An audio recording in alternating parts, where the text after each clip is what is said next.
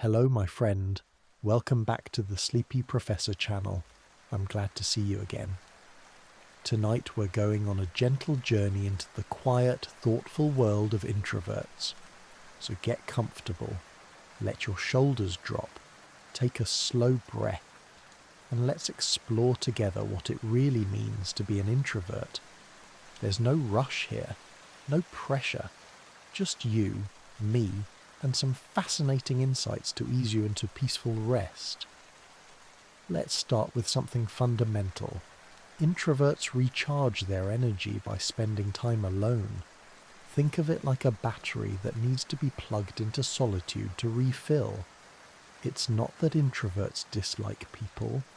It's simply that social interaction, even enjoyable social interaction, drains their internal reserves. Picture someone coming home after a pleasant dinner with friends, and instead of feeling energized, they feel like they need to sit in silence for an hour just to feel like themselves again. That's the introvert experience, and it's perfectly natural. The word introvert itself has an interesting origin. It comes from the Latin words intro, meaning inward, and vertere, meaning to turn. So an introvert is literally someone who turns inward. Carl Jung, the Swiss psychiatrist, popularized these terms back in the 1920s, giving us a framework to understand these different personality types. Before Jung, people didn't really have language for this distinction. They just knew some people were more social and others more reserved. Now, something that might surprise you is that introversion exists on a spectrum. Nobody is purely introverted or purely extroverted. Most people fall somewhere in between, and there's even a term for those right in the middle. Ambiverts.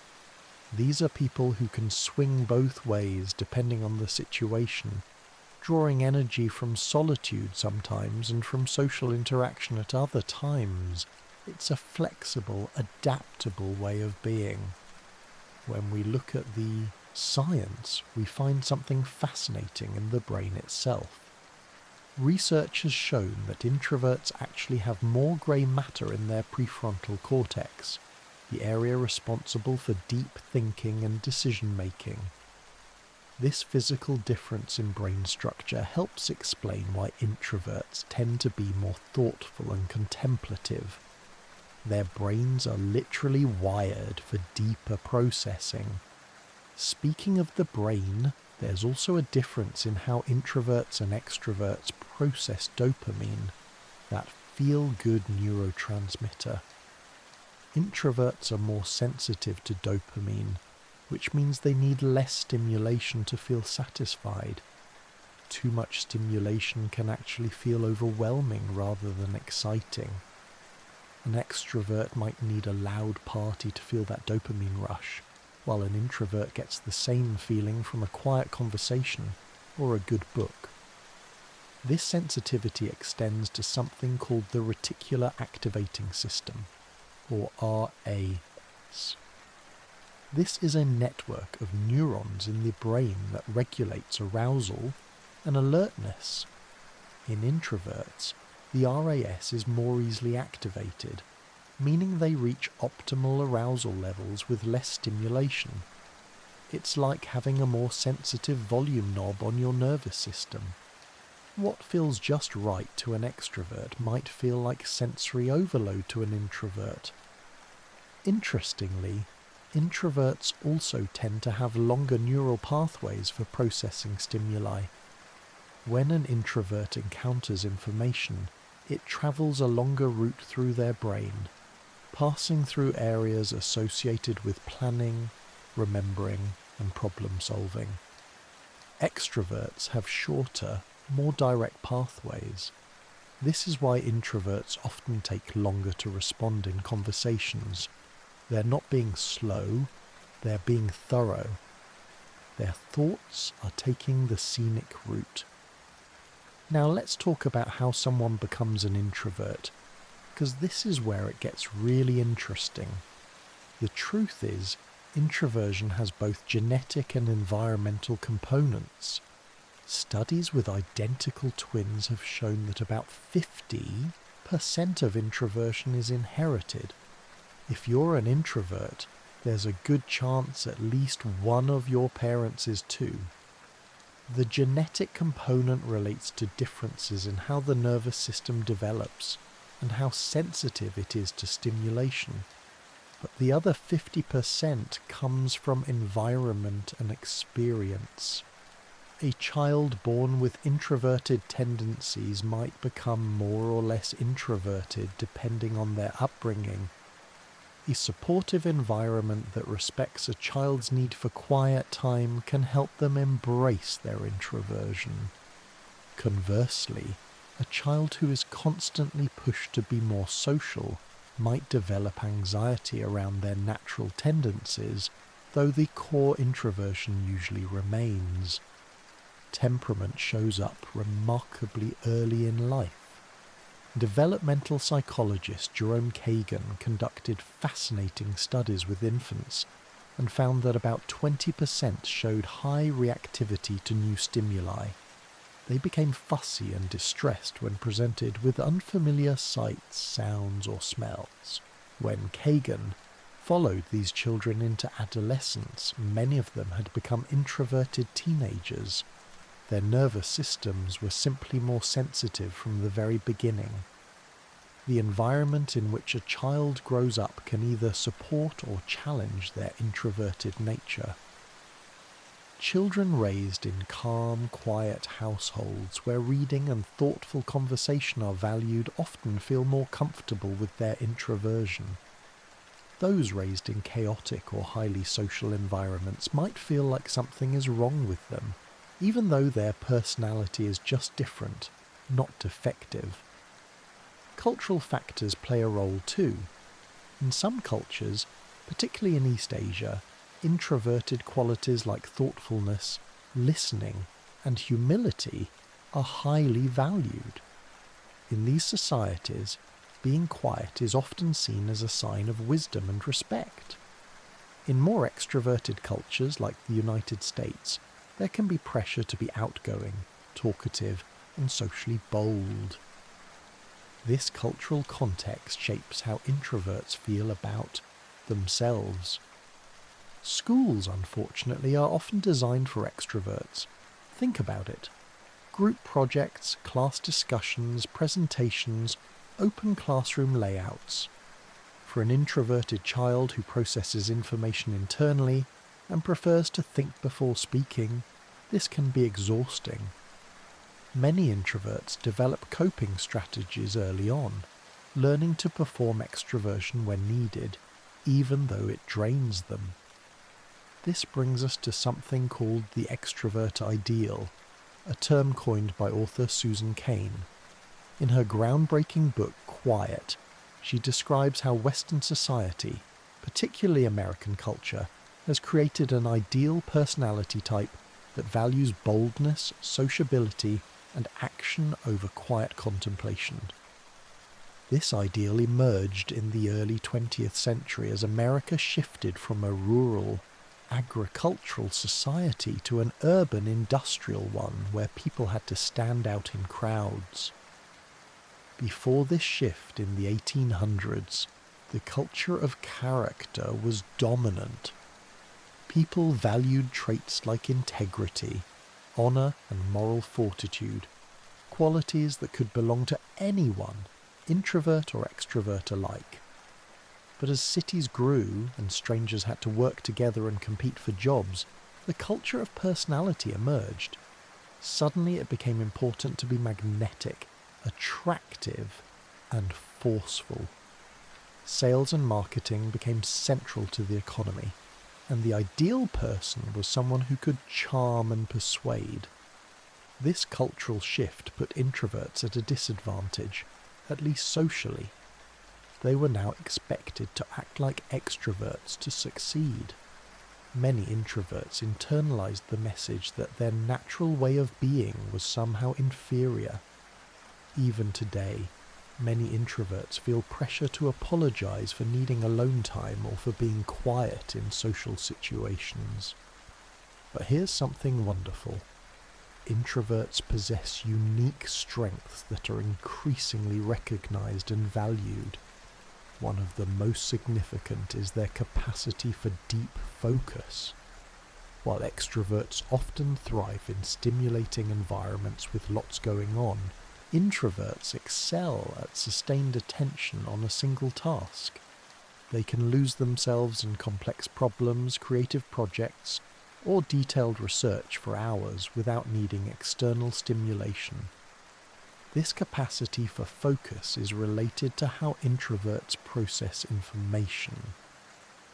They tend to have what psychologists call a long attention span and high persistence. Once an introvert commits to something, they're likely to see it through, diving deeper and deeper until they truly understand it. This makes them excellent researchers, writers, programmers, and artists. Any field where depth matters more than breadth. Introverts are also exceptional listeners because they're more comfortable with silence and less driven to fill every pause with words. They create space for others to express themselves fully. An introvert will often ask a question and then truly wait for the answer, giving the other person time to think and respond thoughtfully. This is a rare and precious quality in our fast-paced, conversation-dominating world. This listening ability makes introverts wonderful friends and counselors. They tend to remember details about the people they care about because they're genuinely paying attention rather than waiting for their turn to talk. An introvert might remember that you mentioned your sister's birthday is coming up, or that you've been worried about a particular project at work because they were fully present in that earlier conversation. When it comes to relationships, introverts often prefer depth over breadth. They typically have a small circle of close friends rather than a large network of acquaintances. Each friendship is cultivated carefully, with genuine emotional investment. An introvert might have just 3 or 4 close friends, but those relationships are deep, meaningful, and lasting. They'd rather have one heart-to-heart conversation than attend 5 parties. Introverts also tend to be highly observant, because they spend more time watching than participating. They notice details others miss. In a social gathering, while extroverts are working the room, an introvert might be sitting back and observing the group dynamics, the subtle tensions, the unspoken connections. They're reading the room in a way that gives them insight into people and situations. This observational quality extends to creativity. Many artists, writers, and musicians are introverts. The act of creating requires sustained solitude, internal exploration, and the ability to sit with uncomfortable feelings or difficult problems. Vincent van Gogh, Emily Dickinson, and Frédéric Chopin were all believed to be introverts who channeled their inner worlds into extraordinary art. In the business world, introverted leaders often excel in ways that surprise people who assume leadership requires extroversion. Research has shown that introverted leaders can be highly effective, particularly when managing proactive employees. Because introverts are good listeners, they're more likely to hear and implement good ideas from their team members. They lead by empowering others rather than dominating the room. Some of history's most influential leaders were introverts. Abraham Lincoln, Mahatma Gandhi, Eleanor Roosevelt, Rosa Parks, and Bill Gates all exhibited introverted qualities. They led not through charisma and force of personality, but through thoughtfulness, integrity, and a willingness to listen to diverse perspectives. Their introversion was a strength, not a weakness. Introverts often excel at written communication because they think before they speak and prefer to process information internally. They often express themselves more clearly and eloquently in writing than in spontaneous conversation. Email, for many introverts, is a relief, a chance to compose their thoughts carefully rather than feeling put on the spot. This preference for writing over speaking isn't about being antisocial. It's about having time to craft a thoughtful response. An introvert might struggle to articulate their position in a heated meeting, but give them a few hours to write a memo, and they'll present a clear, nuanced argument that considers multiple perspectives. Their communication style is deliberate rather than impulsive. Many introverts describe feeling like they're acting or wearing a mask in social situations. This isn't dishonesty, it's adaptation. They've learned to turn on their social mode when necessary, smiling, making small talk, appearing engaged even when they're counting the minutes until they can leave. This code switching is exhausting, but often necessary in a world that rewards extroverted behavior. The term for this behavior is passing or performing extroversion, and while it can be useful, it comes at a cost. Constantly pretending to be something you're not leads to fatigue, stress, and eventually burnout.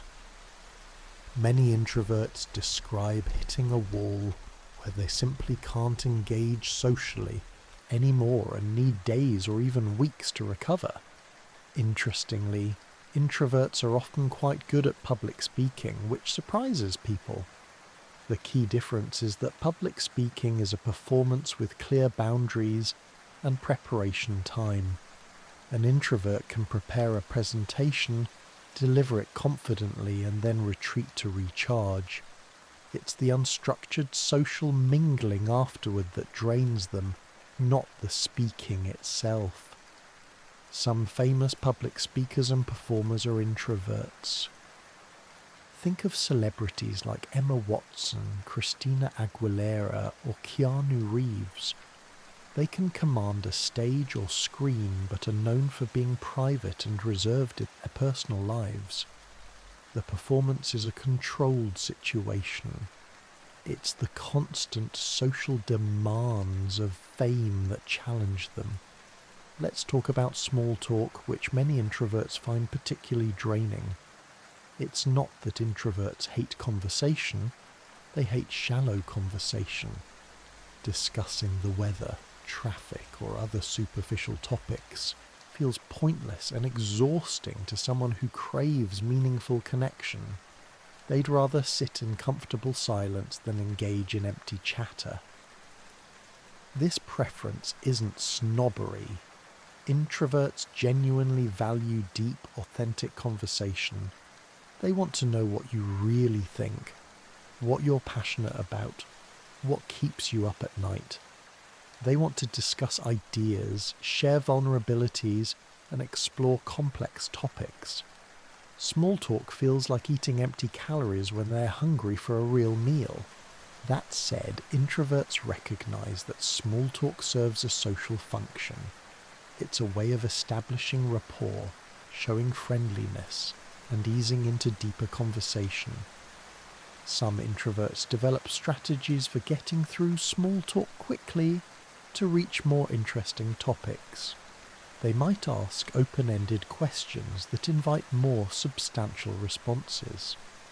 Parties and large social gatherings present unique challenges for introverts. The noise level alone can be overwhelming, making it hard to have the kind of focused conversation they enjoy. Add in the expectation to circulate, meet new people, and be on for hours, and it's no wonder introverts often dread these events. Many introverts develop survival strategies for parties. They might arrive early when it's quieter, station themselves in a corner with one or two interesting people, or give themselves permission to leave after an hour. Some introverts bring an extroverted friend who can do the social heavy lifting while they conserve their energy. The introvert hangover is a real phenomenon. After extended social interaction, introverts often feel completely depleted. They might sleep for 12 hours, avoid all human contact for a day or two, or feel irritable and foggy-headed. This isn't depression or social anxiety. It's simply the consequence of running their battery down to zero. Recovery from social exhaustion requires solitude and low-stimulation activities. An introvert might spend the day after a big event, reading, taking a walk alone, or engaging in a hobby that doesn't require interaction. They're not being antisocial. They're engaging in necessary self-care, refilling their reserves so they can engage with the world again. Introverts often have rich inner worlds. They think deeply, imagine vividly, and carry on complex internal dialogues. This inner richness is both a gift and a challenge. It provides endless entertainment and creative fuel, but it can also lead to overthinking, rumination, and getting stuck in one's own head. This internal focus means introverts are often comfortable being alone, but alone and lonely are not the same thing. An introvert can be perfectly content spending a Saturday by themselves, while an extrovert in the same situation might feel isolated and unhappy. Conversely, an introvert can feel lonely in a crowded room if the connections are superficial. Many introverts describe feeling like they're living in two worlds, the quiet, contemplative, internal world and the loud, demanding external world. The challenge is finding balance, spending enough time in each world without neglecting either. Too much external engagement leads to burnout. Too much internal focus can lead to isolation. Introverts often prefer one-on-one interactions over group settings. In a one-on-one conversation, they can give their full attention to the other person and engage deeply without competing for airtime or dealing with multiple conversational threads. The intimacy and focus of a two-person conversation suits their processing style perfectly. In group settings, introverts often stay quiet, not because they have nothing to say, but because by the time they've formulated their thoughts, the conversation has moved on. The fast pace of group dynamics doesn't match their internal processing speed. They might have brilliant insights that never get voiced simply because the opportunity passed. This doesn't mean introverts can't enjoy groups. With the right people, those who create space for different communication styles, who value thoughtful input over quick wit, introverts can thrive in group settings. It's about finding groups that respect different ways of engaging rather than privileging the loudest voice. Many introverts are highly sensitive people, or HSPs, a trait identified by psychologist Elaine Aron. HSPs process sensory information more deeply, noticing subtleties in their environment that others miss. They might be more affected by bright lights, loud noises, strong smells, or scratchy fabrics. About 70% of HSPs are introverts. This sensitivity extends to emotional stimuli. Introverts often pick up on other people's moods and feelings easily, which can be overwhelming in group settings. They're absorbing everyone's energy, not just their own, which contributes to the draining effect of social interaction. It's like being an emotional sponge. Boundaries become especially important for introverted HSPs. They need to protect their energy and their emotional well-being by saying no to commitments that will overwhelm them. by limiting their exposure to intense situations and by creating a calm, peaceful home environment where they can decompress. Technology has been both a blessing and a curse for introverts. On one hand, digital communication allows them to interact without the energy drain of in-person socializing. They can respond to messages when they're ready, control the pace of interaction, and engage from the comfort of home. Many introverts have found their people through online communities. On the other hand, the expectation of constant availability through phones and social media can be exhausting. The boundary between social time and alone time has blurred. An introvert's sacred solitude can be interrupted by texts, calls and notifications demanding immediate response. Many introverts struggle with the pressure to be always accessible. Social media itself is complicated for introverts. Some enjoy it because it allows them to share thoughts in writing and connect with like-minded people without face-to-face interaction. Others find it draining because it's performative and superficial, requiring constant engagement without providing the deep connection they crave. The pandemic of 2020 through 2021 was an interesting period for introverts. While many extroverts struggled with lockdowns and social distancing, some introverts initially thrived. The sudden societal permission to stay home, the end of unwanted social obligations, the shift to remote work. For some introverts, it was relief. However, even introverts need some social connection, and the prolonged isolation affected them too. The difference is that introverts typically have a lower threshold for socializing. Where an extrovert might need daily interaction with multiple people, an introvert might be satisfied with a weekly video call with a close friend. The shift to remote work has been particularly beneficial for many introverts. Without the energy drain of office small talk, commuting and open-plan workspaces, they can focus their energy on actual work. They can control their environment, take breaks when needed, and interact on their own terms. For many introverts, productivity soared. Of course, remote work isn't perfect. Some introverts miss the structure of office life, or find the work bleeds into personal time. The key is flexibility, allowing people to work in ways that suit their temperament rather than enforcing one-size-fits-all policies. Introverts often have specific hobbies and interests they pursue with passion. Because they're comfortable spending time alone and enjoy deep focus, they can develop expertise in niche areas. They might become expert birdwatchers, accomplished musicians, skilled craftspeople, or knowledgeable historians. Their hobbies provide both enjoyment and a sense of accomplishment. These solitary pursuits aren't escapism or antisocial behaviour. They're meaningful engagements with activities that bring joy and fulfillment.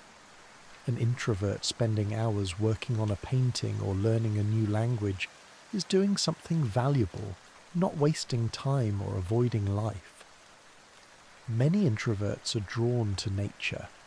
Spending time outdoors, especially in quiet settings like forests or mountains, provides the solitude and peace they crave while offering sensory engagement that's gentle rather than overwhelming. Nature doesn't make demands or require performance. It simply exists, allowing introverts to exist alongside it. Hiking alone, sitting by a lake, or walking through a park can be deeply restorative for introverts. The combination of physical activity, natural beauty and solitude creates the perfect conditions for mental and emotional renewal. Some introverts describe feeling most themselves when alone in nature. Introverts often have strong connections to animals.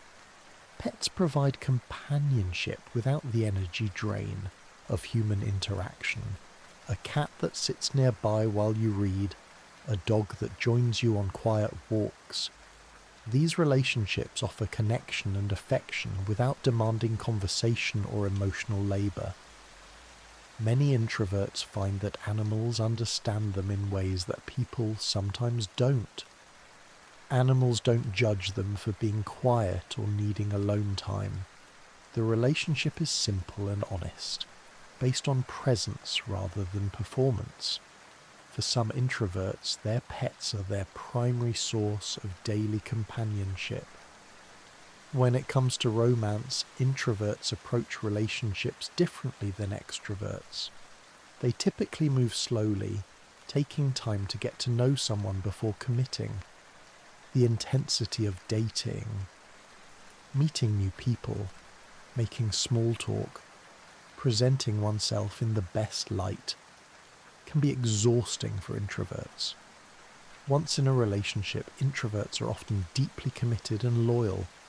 They invest significant emotional energy in their partner, creating intimate, meaningful connections. However, they still need alone time, which can be confusing for partners who don't understand introversion. A healthy relationship for an introvert includes mutual respect for solitude. Introverts often show love through actions rather than words. They might not be effusive with compliments or declarations, but they'll remember your favourite tea, notice when you're stressed, or create small moments of peace and comfort. Their love language tends to be thoughtful and attentive rather than dramatic. Conflict can be particularly challenging for introverts. The emotional intensity of arguments is draining, and they need time to process their feelings before they can articulate them. An introvert might need to step away from a heated discussion to think, which can frustrate partners who want to resolve things immediately. This need for processing time isn't avoidance. Introverts genuinely need space to understand their own emotions and formulate their thoughts. They often come back to difficult conversations with clearer perspectives and more constructive solutions than they could have offered in the heat of the moment. Parenting as an introvert presents unique challenges and rewards. Introverted parents often form deep, intimate bonds with their children, creating relationships based on genuine understanding and patient listening. They excel at one-on-one time, focused activities, and teaching children the value of quiet reflection.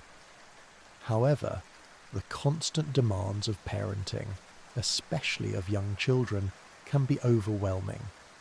There's no alone time, no opportunity to recharge, and the noise and activity levels can be intense.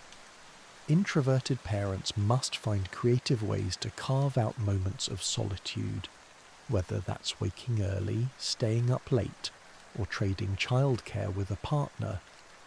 Introverted parents with extroverted children face particular challenges.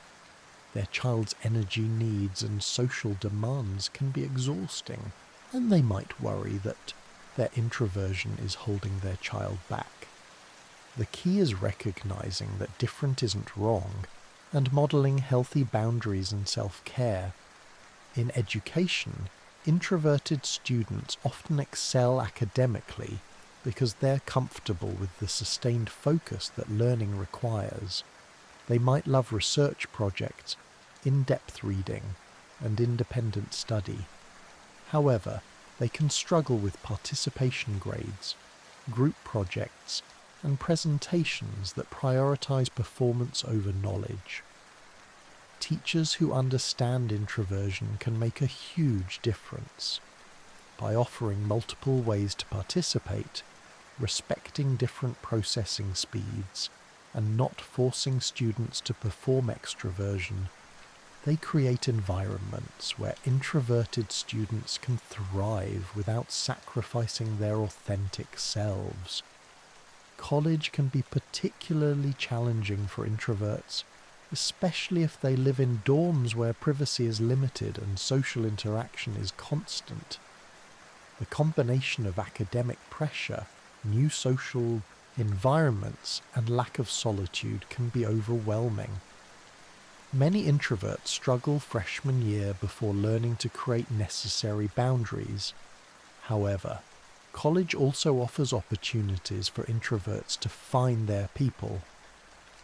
Through clubs focused on specific interests, smaller seminar classes, and campus jobs that allow independent work, introverts can build community on their own terms. The key is giving themselves permission to engage selectively, rather than trying to do everything. In the workplace, introverts often face bias. Job descriptions request strong communication skills when they mean talkative and outgoing. Interviews favour quick thinkers who can think on their feet. Open office plans eliminate privacy. Performance reviews reward visibility over actual achievement. The modern workplace often seems designed to exhaust introverts, yet introverts bring valuable skills to work environments. Their ability to focus deeply, think strategically, listen carefully, and work independently makes them invaluable team members. Companies that recognize and leverage these strengths, rather than trying to force everyone into an extroverted mold, benefit from the full range of human capability. Some careers are particularly well suited to introverts. Writing, research, programming, design, archival work, accounting, and many STEM fields allow for independent work and deep focus. However, introverts can succeed in any field if they understand their needs and advocate for themselves. Even in traditionally extroverted careers like sales, teaching, or management, introverts can excel by playing to their strengths. An introverted salesperson might build deep relationships with fewer clients.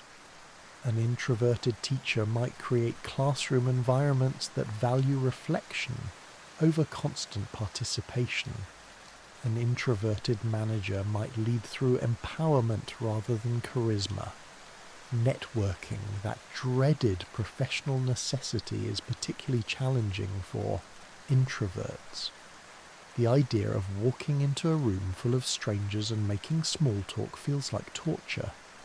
Many introverts avoid networking events, potentially limiting their career opportunities. However, introverts can network in ways that suit their temperament.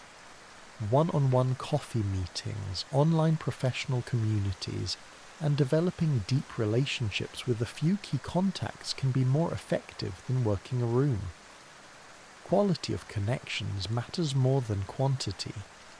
Public speaking anxiety is common among introverts, though not universal.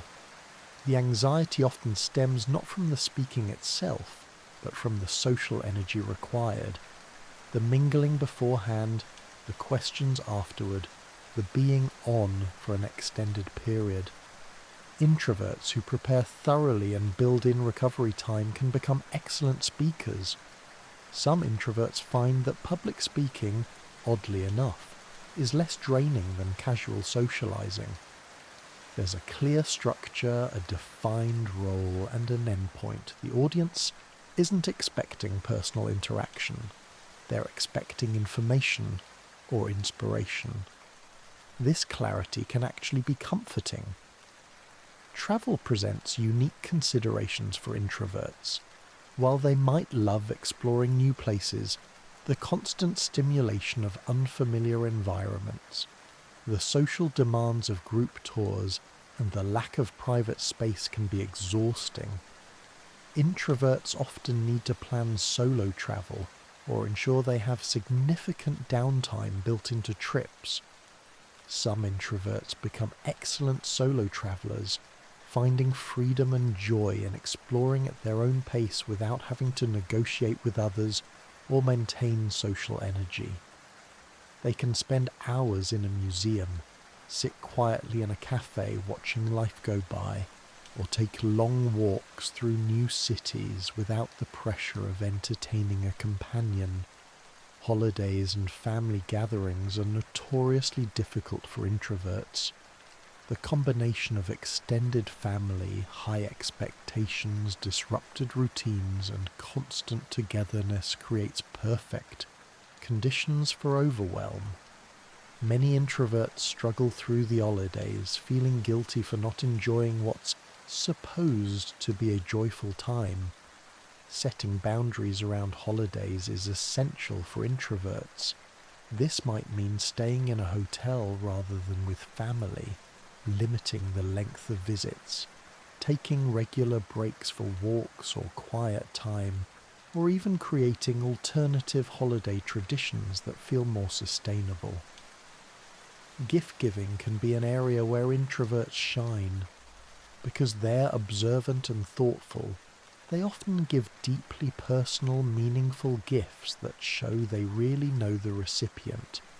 They might notice that you mentioned loving a particular author months ago, or remember a hobby you're passionate about.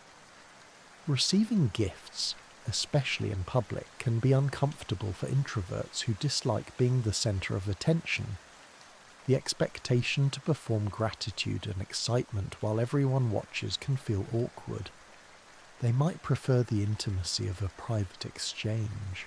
Introverts often have a complex relationship with their phones. On one hand, phones provide a buffer against unwanted interaction. They can pretend to be busy rather than engaging with strangers. On the other hand, phones create pressure for immediate response that violates their need for processing time. Many introverts prefer text communication to phone calls because it's less intrusive and allows for thoughtful responses. The spontaneity and real-time demand of phone calls can feel stressful. Texting offers control and space, even though it lacks the richness of face-to-face conversation. Social anxiety and introversion are often confused, but they're different. Social anxiety is fear of social judgment and negative evaluation. Introversion is simply a preference for less stimulation. An introvert might be perfectly comfortable socially, but still need alone time to recharge. A socially anxious person wants to connect but feels afraid. That said, introverts can develop social anxiety if they've consistently received messages that their natural temperament is wrong. Years of being told to come out of your shell or be more outgoing can create anxiety around social situations. The anxiety isn't inherent to introversion, but rather a response to social pressure. Depression and introversion are also different, though they can look similar from the outside. A depressed person withdraws because they've lost interest or pleasure in activities. An introvert seeks solitude because it's restorative and necessary. The key difference is that solitude energizes introverts, but doesn't improve depression. Introverts are not antisocial. Antisocial personality disorder is a clinical diagnosis involving disregard for others' rights and feelings. Introverts care deeply about others. They simply prefer smaller, more intimate ways of connecting. They're not avoiding people out of hostility, but rather seeking the kind of interaction that works for them. Shyness and introversion are related but distinct.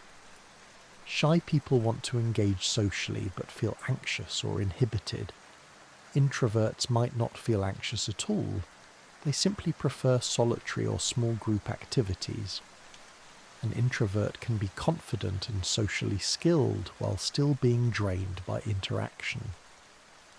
Some introverts describe feeling like they're too much in their intensity and not enough in their sociability.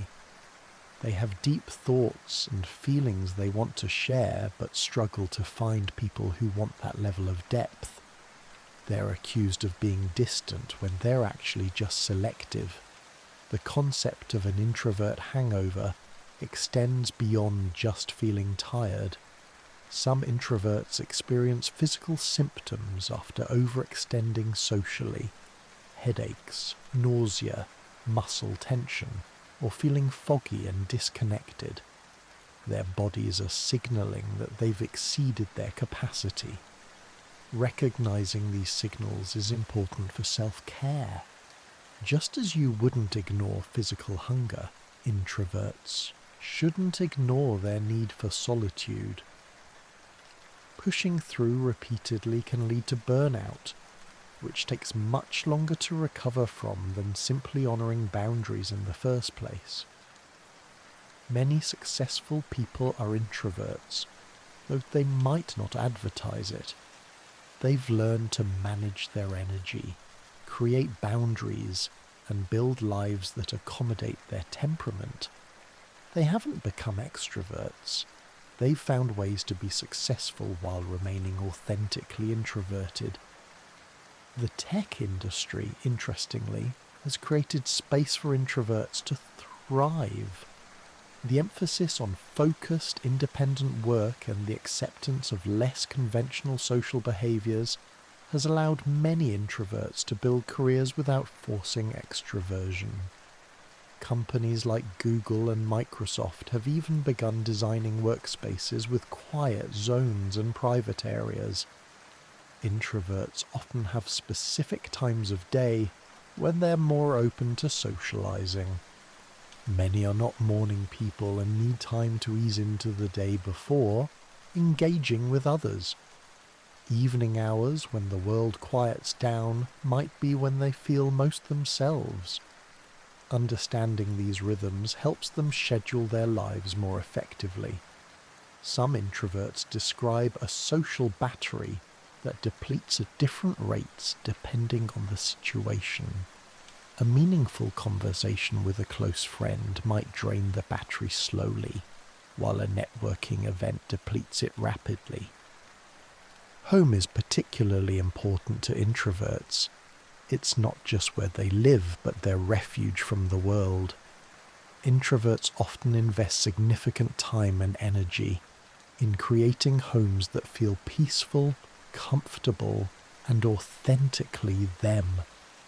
Their home is where they can fully relax. Roommates and living situations require careful consideration for introverts. Living with people means constant presence and decreased privacy, which can be exhausting. Many introverts either live alone or with one carefully chosen person who understands and respects their needs. The concept of alone together is meaningful for introverts. They can enjoy someone's company while both people engage in separate activities. Reading in the same room, working on different projects at the same table, or taking a walk in comfortable silence. These parallel activities provide connection without demand. Introverts often describe their social energy as a pie with limited slices. They have to decide carefully who gets a slice because once they're given away, there's nothing left. This makes them selective about commitments and protective of their time. Saying no becomes essential for introverts, though it can feel difficult, especially when dealing with people who don't understand. Learning to say, "I need to recharge," or "I'm at capacity," without guilt or excessive explanation is an important skill. Many introverts experience what's sometimes called the introvert door slam. After repeated boundary violations or emotional exhaustion, they might suddenly cut off a relationship completely. This isn't cruelty, it's a last resort after other attempts at maintaining boundaries have failed.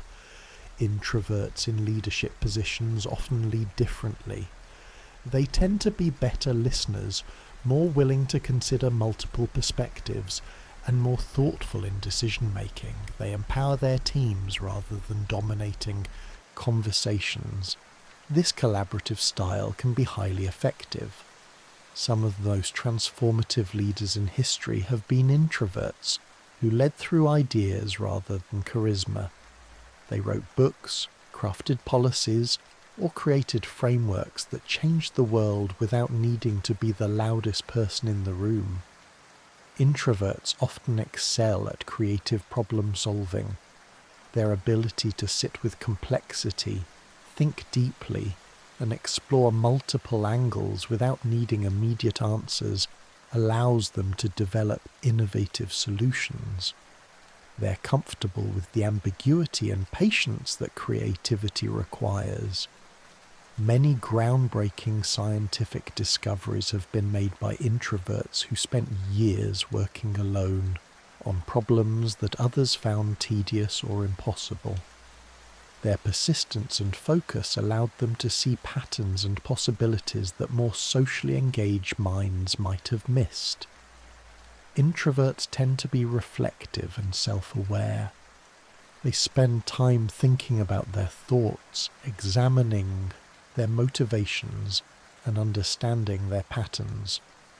This self-knowledge can lead to personal growth and emotional maturity, though it can also lead to overthinking and self-criticism. Journaling is popular among introverts. It provides an outlet for the complex thoughts and feelings swirling inside, a way to process experiences and emotions without needing another person. The page becomes a companion that never judges or interrupts. Many introverts find meaning through their inner life. Their rich internal world provides entertainment, company, and fulfillment that doesn't depend on external circumstances.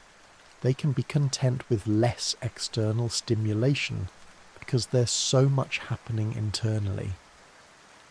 This internal richness means introverts are rarely truly bored when alone. They always have something to think about, imagine, or mentally explore. Solitude is an opportunity rather than a punishment.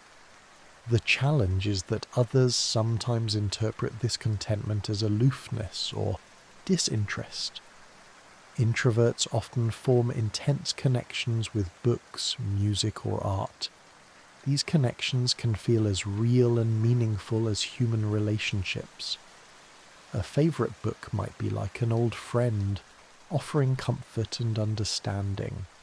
A particular album might express feelings they struggle to articulate themselves. The arts provide introverts with ways to connect to the broader human experience without direct social interaction.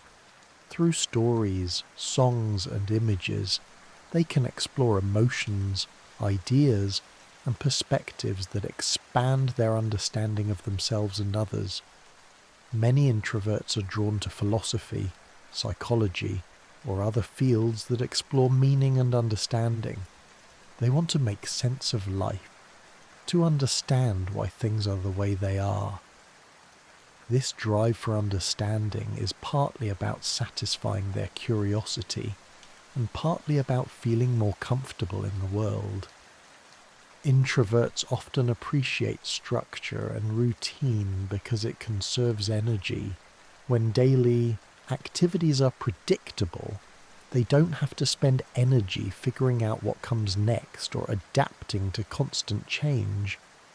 Routine creates a stable foundation that allows them to use their energy for what matters most to them. However, introverts can also crave novelty and new experiences, though they prefer to pursue these on their own terms. They might love travel but need careful planning and recovery time. They might enjoy learning new skills but prefer self-paced online courses to group classes. The night is often when introverts feel most alive and creative. As the world quiets down and social demands cease, they can finally relax into themselves. Many introverts are night owls, finding that late hours provide the solitude and peace they need to think and create. Conversely, mornings can be difficult for introverts, especially when they are expected to be immediately social and energetic. They need time to transition from sleep to wakefulness, to ease into the day without demands or conversation.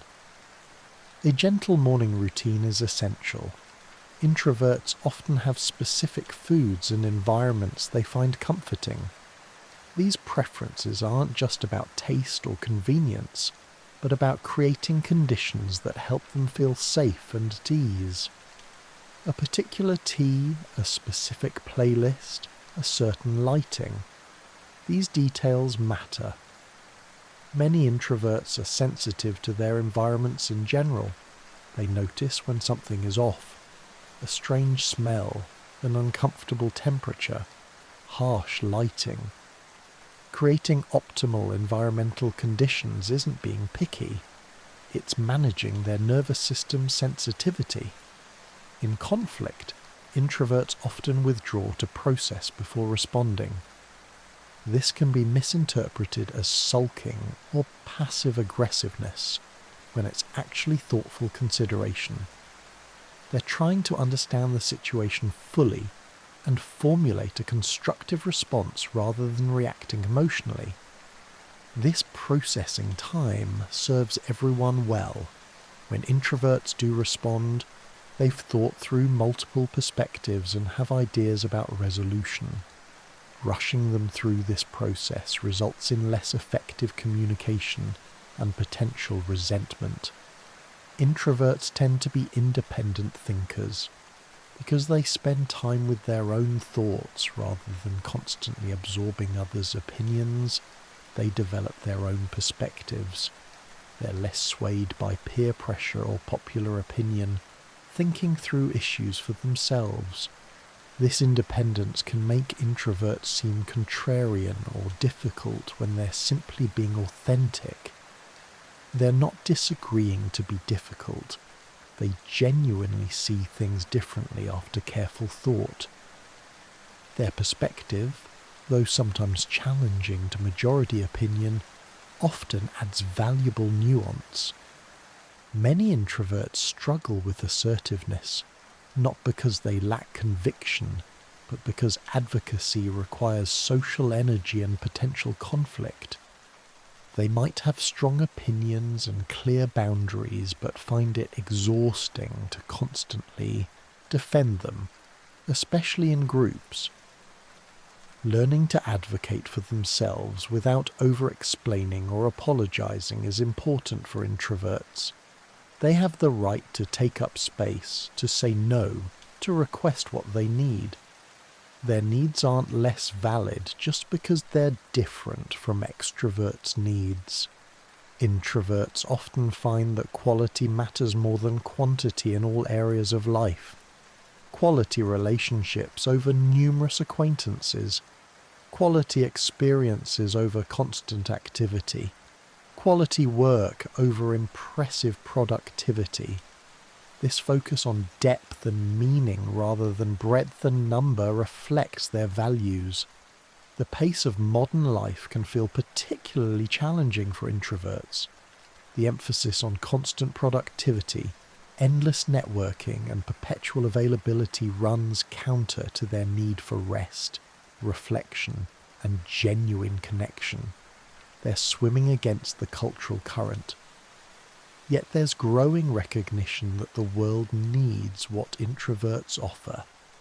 In a society drowning in noise and superficiality, the introvert's capacity for depth, thoughtfulness, and authentic connection is increasingly valuable. Their way of being isn't a deficit, but a different, equally valid approach to life. Many introverts are finding each other through online communities where they can share experiences and strategies, realizing they're not alone, that their struggles are shared by millions of others, can be profoundly validating. There's strength in community, even for those who love solitude. Understanding introversion, whether your own or someone else's, creates space for acceptance and authenticity. When introverts stop trying to be extroverts and instead honour their true nature, they often find greater happiness and success. When extroverts understand and respect introversion, relationships deepen and workplaces improve. So as you drift towards sleep tonight, know that whether you're an introvert or not, there's value in understanding these quieter voices. The world needs both the bold and the reflective, the social and the solitary, the quick and the thoughtful. Each way of being contributes something essential to the human experience. And for those of you who are introverts, remember that your quiet strength, your capacity for depth, your rich inner world, these aren't flaws to fix, but gifts to honour. You don't need to become someone else. You need only to understand yourself, set boundaries that protect your energy, and find your people. Those who appreciate you exactly as you are. Introverts often have a unique relationship with music. For many, music becomes a companion in solitude, setting the mood for thinking, working, or simply being. They might have carefully curated playlists for different activities or moods. Music can help create the kind of environment they need, peaceful and contemplative, or energizing without being overstimulating. Listening to music with lyrics can be a way for introverts to connect with emotions and ideas without having to articulate them themselves. A song can express exactly what they're feeling when they can't find the words. This connection to music is deep and personal, often tied to specific memories or periods of their life. Many introverts are also drawn to instrumental music, classical, jazz, ambient, or film scores. These genres provide sonic atmosphere without the distraction of words. An introvert might work for hours with the same album on repeat, using it as a consistent backdrop that helps maintain focus and blocks out more intrusive sounds. Concerts present an interesting paradox for music-loving introverts. They want to experience the music live, to feel it in their body and be part of something bigger. But the crowds, the noise, the social chaos can be overwhelming. Some introverts find their spot and stay there, lost in the music, creating a bubble of solitude within the chaos. The relationship between creativity and introversion is particularly fascinating. While not all creative people are introverts, there's a strong correlation. The solitude that introverts crave provides the mental space necessary for creative work. Without constant external input, they can tap into their imagination and explore ideas without interruption. Writers in particular are often introverts. The act of writing is inherently solitary. You're alone with your thoughts, trying to translate internal experiences into words on a page. Many famous authors, from Jane Austen to J.K. Rowling, have been introverts who channeled their rich inner worlds into stories that resonated with millions. Visual artists too often exhibit introverted qualities. Painting, drawing, or sculpting requires sustained focus and the ability to work alone for extended periods. The studio becomes a sanctuary, a place where the artist can engage with their vision without external demands or distractions. Musicians who are introverts might prefer composing and practicing alone to performing. They love the creative process, the exploration of sound and melody, but find the performance aspect draining. Some become studio musicians or composers, finding ways to share their art without constant public exposure. Even in collaborative creative fields like filmmaking or theatre, introverts find their niche. They might work behind the scenes as editors, cinematographers, writers, or designers. These roles allow them to contribute their creative vision while maintaining some distance from the spotlight and the social intensity of performance. The ability to work independently is one of the introvert's greatest professional assets. While teamwork has its place, many tasks are best accomplished by someone who can focus without needing constant collaboration or input. Introverts excel at these deep work sessions, producing high-quality results through sustained solitary effort. In research fields, introversion is almost an advantage, whether it's scientific research, historical investigation, or data analysis. The work requires long hours of solitary concentration. Introverts don't just tolerate this, they thrive in it. They can spend weeks or months on a single project, following threads of inquiry wherever they lead. The stereotype of the socially awkward scientist or professor often reflects introverted tendencies. These individuals are brilliant in their fields, not despite their introversion, but partly because of it.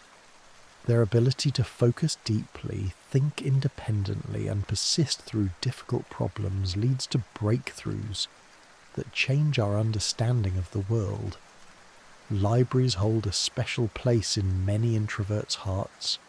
The quiet atmosphere, the smell of books, the solitary pursuit of knowledge.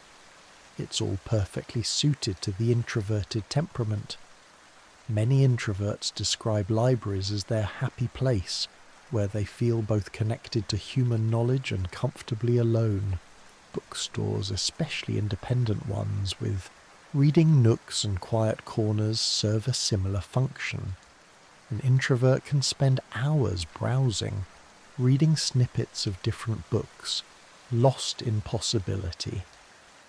The presence of other book lovers creates a sense of community without requiring interaction. Coffee shops present an interesting middle ground for introverts. They provide gentle background noise and the presence of others without the demand for interaction.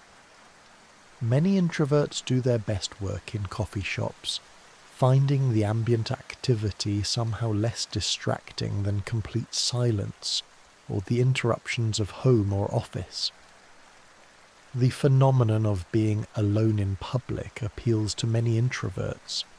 They enjoy people watching, observing life happening around them without having to participate actively. A park bench, a museum, a cafe. These spaces allow them to be part of the world while maintaining their observer status. Museums are particularly beloved by introverts. The expectation of quiet contemplation, the focus on art or artifacts rather than social interaction, the ability to move at your own pace, it's all ideal. An introvert can spend hours in a museum, deeply engaged with what they're seeing, without feeling socially drained. Walking is another activity that suits introverts perfectly.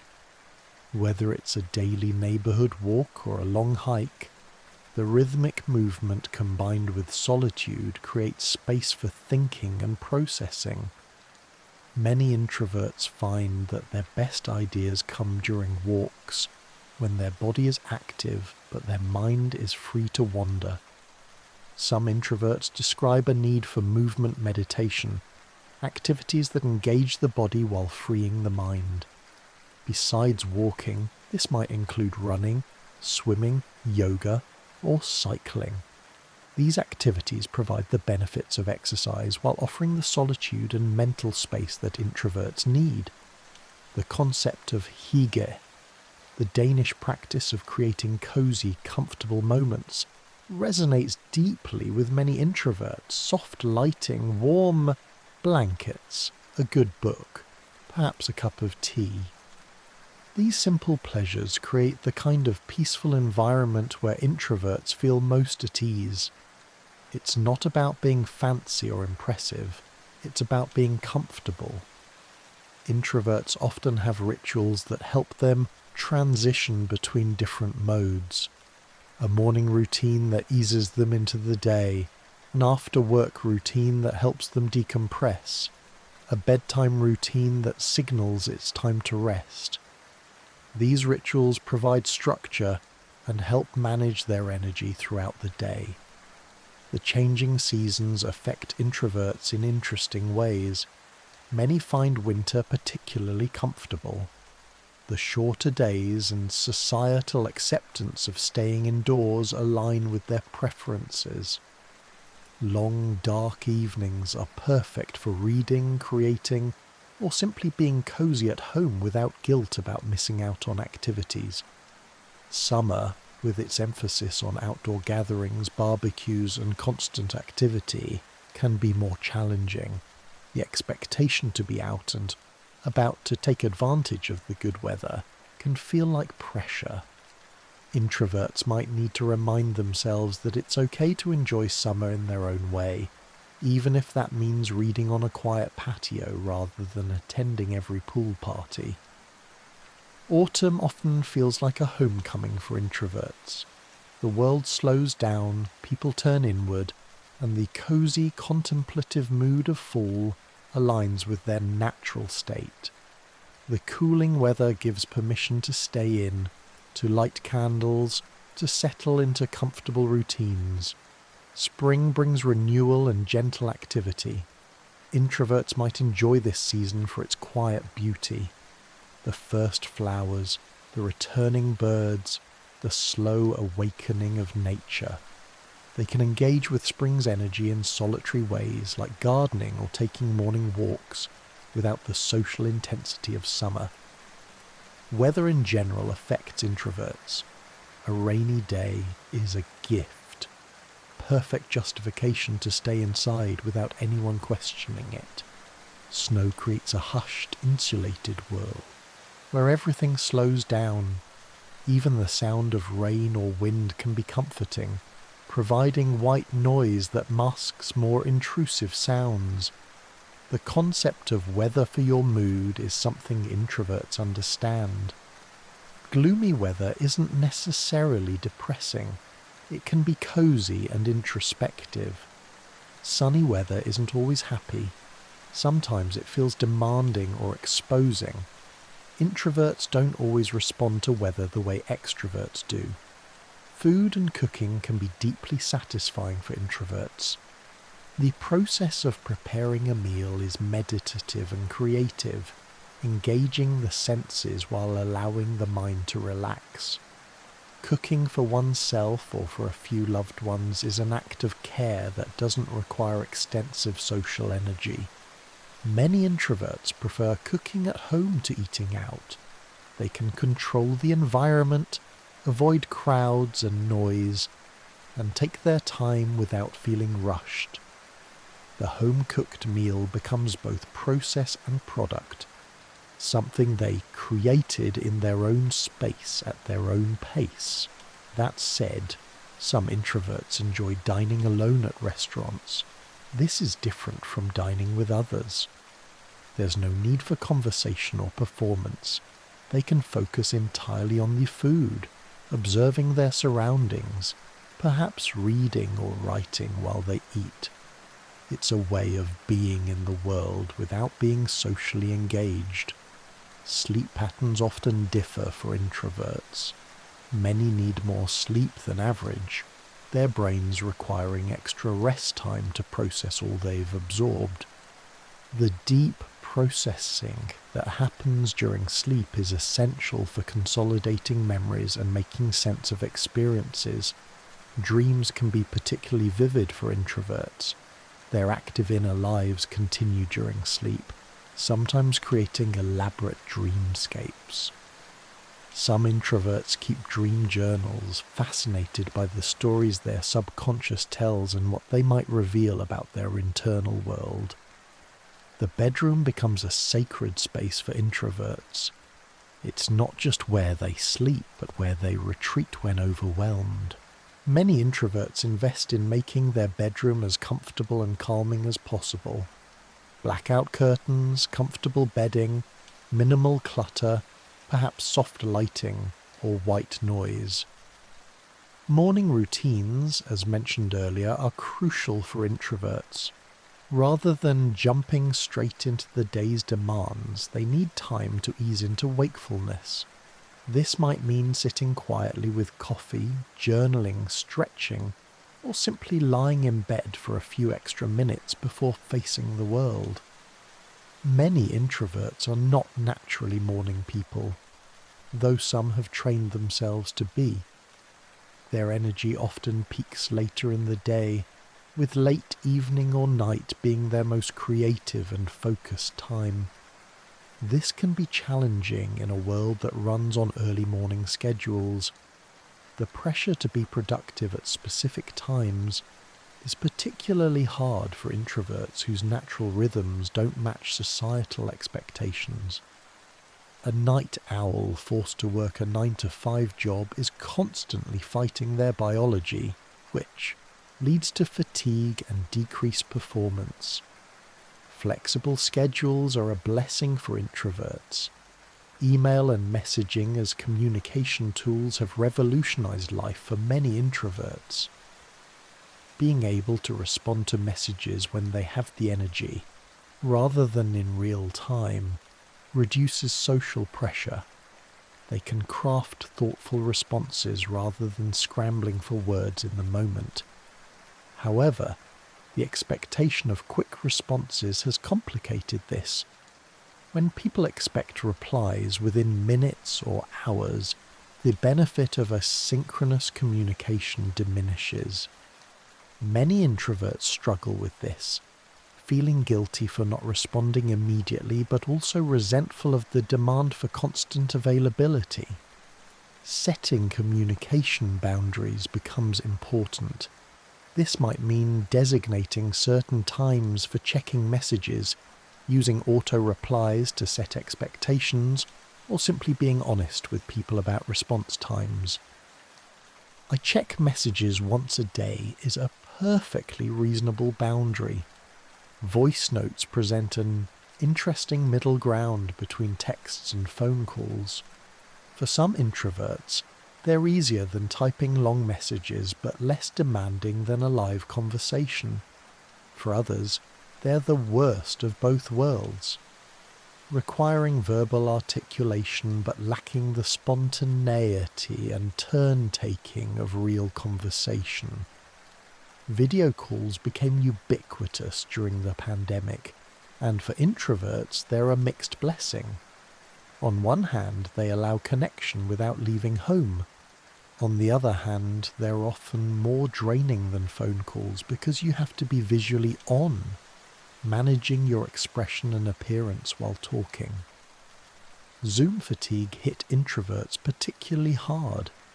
The constant video meetings, the inability to look away, the unnatural eye contact with the camera, the seeing yourself on screen, it all added up to exhaustion. Many introverts advocated for camera-off meetings or audio-only calls when possible. The concept of performing is central to understanding introvert exhaustion. When introverts engage socially, especially with people they don't know well, they're performing a version of themselves. This performance isn't fake exactly, but it's not their most natural state. It requires effort and energy to maintain. With close friends and family, introverts can drop this performance. They can be fully themselves without worrying about how they're coming across. This is why time with trusted loved ones, while still requiring social energy, is much less draining than time with acquaintances or strangers. The difference between alone and lonely is something introverts understand deeply. They can be perfectly happy alone for days, feeling no loneliness whatsoever. Conversely, they can feel intensely lonely in a crowded room where no real connection is possible.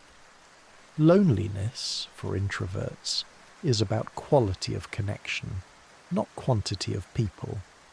Finding other introverts can be like finding your tribe. There's mutual understanding about needs for solitude, comfortable silences, and depth over breadth. Two introverts can be friends without constant contact, picking up conversations where they left off months ago without awkwardness. However, two introverts trying to make plans can be comically difficult. Neither wants to be the one to suggest something. Both are prone to cancelling if they're feeling drained, and both will happily agree to postpone indefinitely. Yet when they do get together, the connection is worth the coordination effort. Introverts often excel at long-distance friendships. The format of occasional deep conversations, emails or letters suits them perfectly. They don't need daily contact to maintain the bond.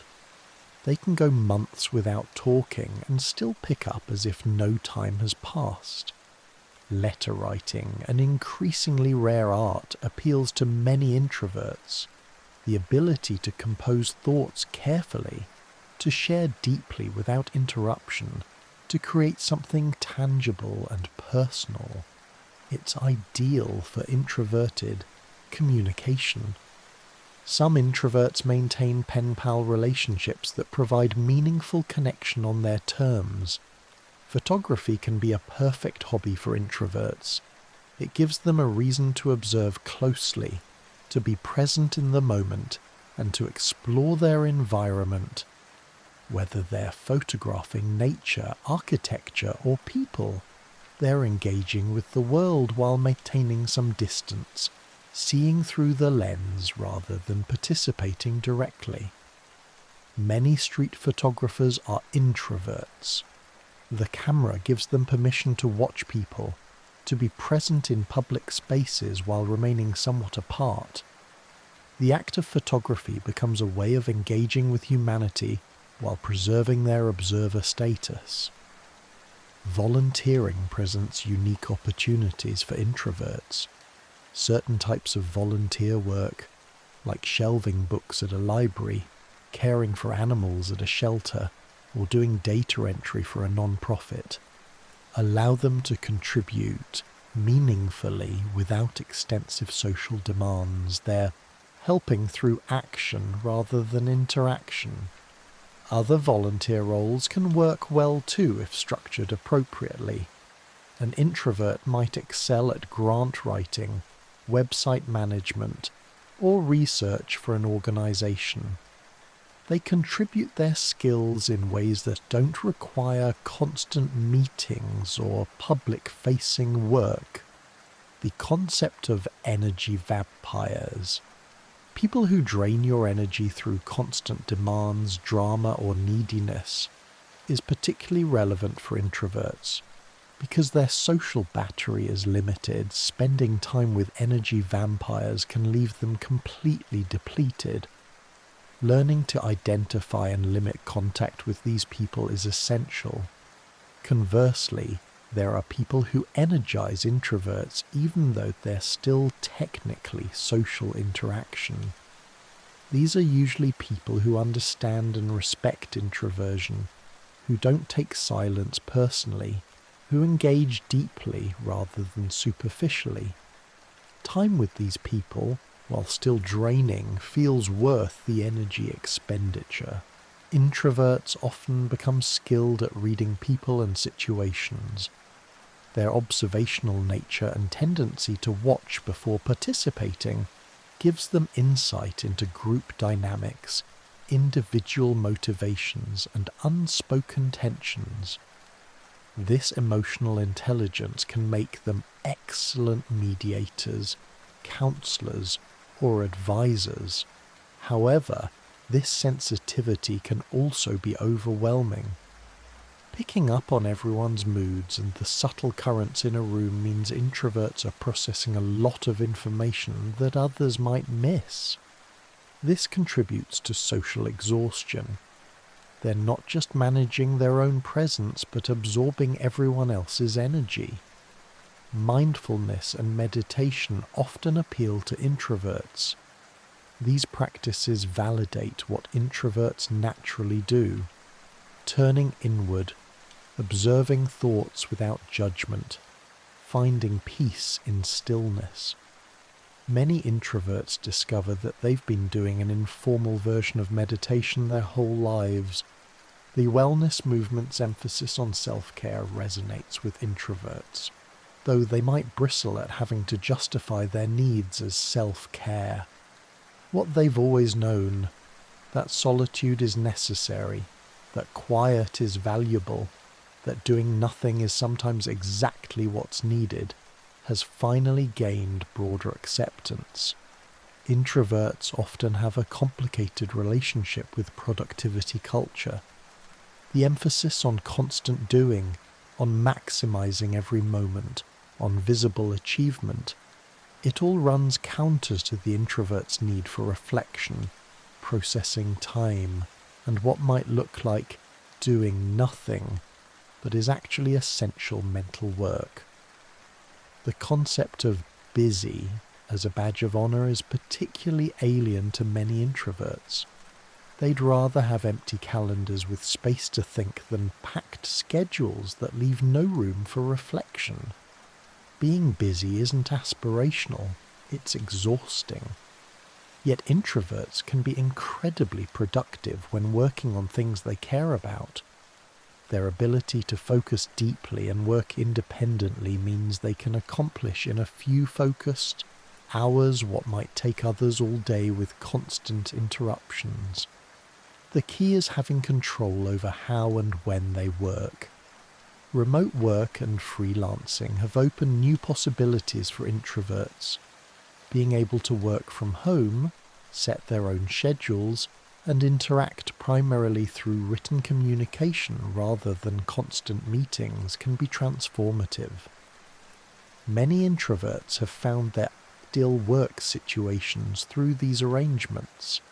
However, even remote work requires boundaries. The expectation to be available on Slack all day or to join numerous video calls can recreate the exhaustion of office life.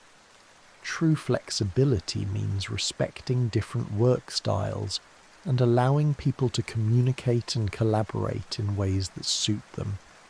The concept of deep work, popularized by Cal Newport, validates what introverts have always known. Meaningful accomplishment requires sustained, focused attention without interruption. Open offices, constant meetings, and always-on communication make deep work nearly impossible, which particularly disadvantages introverts. Creating space for deep work means protecting time and attention. This might mean blocking out calendar time with no meetings, turning off notifications, finding a quiet space to work, or working during off hours when interruptions are less likely.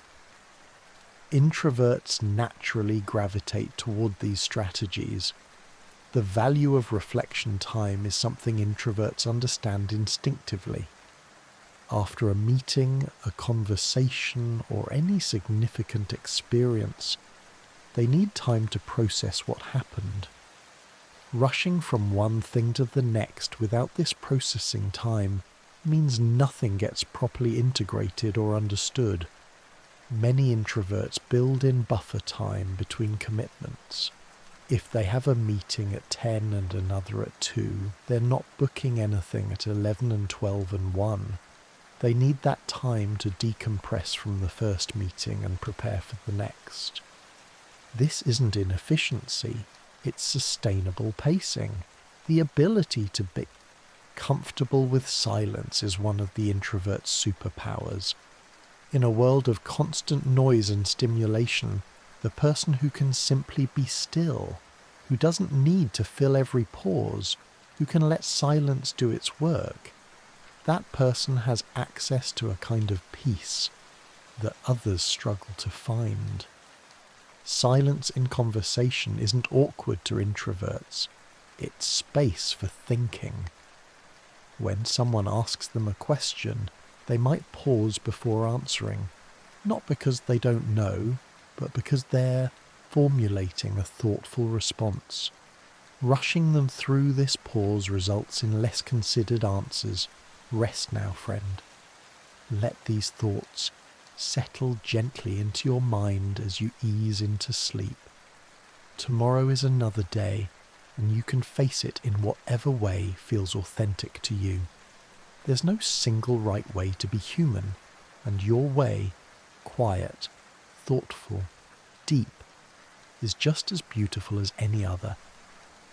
The world is slowly learning what introverts have always known, that there's profound wisdom in silence, that depth matters more than breadth, that quality trumps quantity, that being alone is not the same as being lonely. Your way of being isn't something to overcome or apologize for. It's a gift to honor and protect. So sleep well, knowing that your quiet presence in the world matters. Your thoughtful observations, your deep focus, your capacity for meaningful connection. These are not flaws but strengths. The world needs both the voices that fill the air and the voices that speak more softly but no less powerfully. Good night and sweet dreams.